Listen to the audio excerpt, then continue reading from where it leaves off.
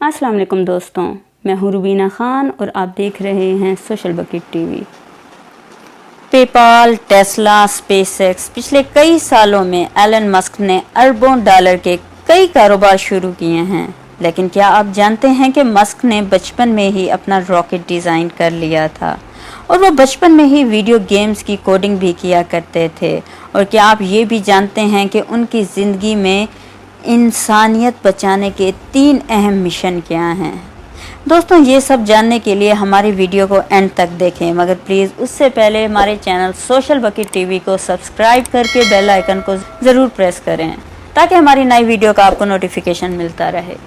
दोस्तों, आज हम बात करेंगे एलन मस्क के बारे में। एलन मस्क जो कि इस टाइम दुनिया के सबसे अमीर तरीन लोगों में शामिल हैं, लेकिन वो बचपन में अमीर नहीं थे। इतनी कम उम्र में वो कैसे अमीर हुए, जानिए, देखिए। एलन मस्क 28 जून 1971 को साउथ अफ्रीका में पैदा हुए। उनकी वालिदा एक मॉडल थीं, जबकि उनके वालिद बैरल इलेक्ट्रोमैकेनिकल इंजीनियर थे और वो पायलट भी थे। मस्क का एक भाई किम्बल और बहन रोस्का भी हैं। मस्क बचपन से ही एक किताबी कीड़ा थे। उन्होंने 9 साल की उम्र में पूरा इंसाइक्लोपीडिया पढ़ लिया था और उसके साथ साथ द लॉर्ड ऑफ रिंग्स भी। खैर, बचपन से ही रॉकेट में बहुत दिलचस्पी थी और घर में ही रॉकेट का सैंपल भी बना लिया था। मस्क की वालिदा उनके इस शौक से कुछ ज़्यादा परेशान नहीं थीं। मस्क खुद कहते हैं कि उनकी वालिदा उन पर नज़र नहीं रखती थीं। वो कहते हैं कि मैं बारूद से खेलता था, किताबें पढ़ता था, रॉकेट बनाता था, जानलेवा काम करता था। मैं हैरान हूँ कि मेरी उंगलियाँ अब तक सलामत हैं। मस्क 10 साल के थे जब उनकी वालिदा की तलाक हो गई थी। मस्क ने अपने वालिद के साथ रहने का फैसला किया था, जिसके बाद वो बहुत पछताए थे। खैर दोस्तों, घर से बाहर भी उनकी ज़िंदगी आसान नहीं थी। उनके भाई किम्बल बताते हैं कि स्कूल में उन्हें बुरी तरह बुली बनाया गया। आखिर वालिदैन ने उनका दूसरे स्कूल एडमिशन करा दिया था। ऐसे मौके के बाद मस्क का इंटरेस्ट कंप्यूटर में बहुत बढ़ गया था। उन्होंने प्रोग्रामिंग सीखना शुरू कर दी।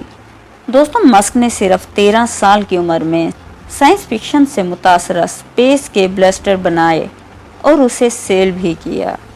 हालांकि मस्क उसे मामूली गेम करार देते थे, जबकि तब साउथ अफ्रीका गवर्नमेंट ने इसका सोर्स कोड शेयर किया और मस्क को $500 दिए। 17 साल की उम्र में मस्क वालिद की मर्जी के खिलाफ और साउथ अफ्रीका में लाजमी फौजी ट्रेनिंग से बचने के लिए कनाडा चले गए। कनाडा में सिर्फ 3 साल ही रहे, फिर उसके बाद वो अमेरिका चले गए। दोस्तों, 1992 में अमेरिकन यूनिवर्सिटी पेंसिया से उन्होंने फिजिक्स और बिजनेस की तालीम शुरू की। फिर ग्रेजुएशन के बाद एनर्जी फिजिक्स में पीएचडी करने के लिए कैलिफोर्निया की यूनिवर्सिटी में एडमिशन लिया, मगर 2 दिन के बाद उन्होंने तालीम छोड़ दी और कैलिफोर्निया में अपनी पहली कंपनी Zip2 शुरू की। भाई किम्बल और ग्रेट स्टेट डेवलपर ग्रीग ग्लोरे के साथ शुरू की गई इस कंपनी में ऑनलाइन सिटी गाइड बनाई। Zip2 ने उनको रातों रात करोड़पति बना दिया और 4 साल बाद उन्होंने वो कंपनी 270 मिलियन यूरो में फरोख्त की।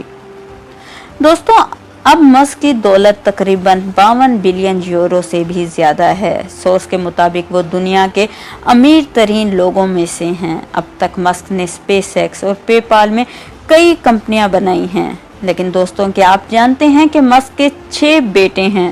पहली बीवी कैनेडियन मुसन्निफा थी, उनसे 5 बेटे, और जो प्रेजेंट बीवी जो कि फिजिशियन हैं, उनसे 1 बेटा है। 4 मई 2020 को जब मस्क का बेटा पैदा हुआ तो उसका नाम XA12 रखा। तब कैलिफोर्निया गवर्नमेंट ने कहा कि नंबर के साथ नाम नहीं रखा जा सकता, तो उन्होंने बदलकर XA12 इस फॉर्मेट में नाम रख दिया। मस्क के बारे में आप लोग पहले बहुत कुछ जानते होंगे। मुझे उम्मीद है कि ये 3 हकाइक आप यकीनन नहीं जानते होंगे। टेस्ला के बानी, हर कोई टेस्ला को मस्क से जोड़ता है, मगर उन्होंने ये कंपनी शुरू नहीं की थी, जबकि टेस्ला की शुरुआत मार्टिन और मैर्क ने रखी थी। मस्क ने 2004 में टेस्ला के पहले प्रोजेक्ट की फाइनेंसिंग की थी और बोर्ड के चेयरमैन बने। आम सरमायाकारी और दिलचस्पी की वजह से मस्क को टेस्ला का शरीक बानी करार दिया जाता है। اور تو اور 2019 میں ماسک کو کسی اور کمپنی کو زیادہ عرصے تک CEO رہنے کا بھی اعزاز مل چکا ہے۔ آئرن مین سپر ہیرو ٹونی سٹارک یعنی کہ آئرن مین ماسک سے متاثر تھے۔ آئرن مین کا کردار نبھانے والے رابرٹ جانسن جونیئر ماسک کے ساتھ بیٹھ کر اس کردار کے بارے میں جاننا چاہتے تھے۔ آئرن مین پارٹ 2 کی شوٹنگ بھی اسپیس ایکس کے ہیڈ کوارٹر میں ہوئی، بلکہ ماسک نے فلم میں اسپیشل اپیرنس بھی دی تھی۔ پیدائشی کاروباری دوستوں 16 سال کی عمر میں ماسک نے اپنے بھائی اور کزن کے ساتھ مل کے اسکول کے قریب ہی مارکیٹ بنانے کا فیصلہ کیا۔ ان کو قرضہ بھی مل گیا تھا، مگر پھر سٹی آرگنائزیشن نے ان کی کم عمری کی وجہ سے یہ منصوبہ روک دیا۔ لیکن ظاہر ہے کاروبار شروع کرنا ماسک کی زندگی میں کبھی مشکل ثابت نہیں ہوا۔ پے پال کے بعد سے ماسک نے جتنا بھی بزنس شروع کیا وہ انسانی جانوں سے متعلق 3 خطروں سے متعلق ہے۔ نمبر 1 ماحولیاتی خطرہ، نمبر 2 زمین پر رہنے کا خطرہ، نمبر 3 انسانی نسلوں کے ختم ہو جانے کا خطرہ۔ ماسک کے 3 مشن ہیں۔ ماحولیاتی خطرہ، ہماری طرح ماسک بھی ماحولیاتی تبدیلیوں کی وجہ سے پریشان ہیں۔ ان کی company Tesla motor, solar city اور بوئنگ کمپنی کلائمیٹ رسک پہ کام کر رہے ہیں۔ نمبر 2 ایک ہی زمین پر انسان کا خطرہ۔ ماسک کہتے ہیں کہ اگر ہم اپنی زندگی کا انحصار ایک ہی زمین پر رکھیں گے تو انسانوں کو خطرہ ہوگا۔ جلدی یا دیر سے ہائیڈروجن یا قدرتی نفسا نفسی سے جان کا خطرہ بڑھ سکتا ہے۔ اسپیس ایکس خلا میں سفر کو سستا اور آسان بناتی ہے، مگر ماسک کا اصل مقصد کسی اور سیارے کی تلاش ہے۔ دوستو نمبر 3 پہ آتا ہے انسانی نسل ختم ہونے کا خطرہ۔ ماسک اور دوسرے ماہرین کا کہنا ہے کہ آرٹیفیشل مشینیں اور دوسری ماہر مشین انسانوں سے زیادہ سمجھدار اور انسانوں کے لیے خطرہ بن سکتی ہیں۔ اسی مقصد کے لیے انہوں نے 2015 میں not for profit company open AL کی بنیاد رکھی۔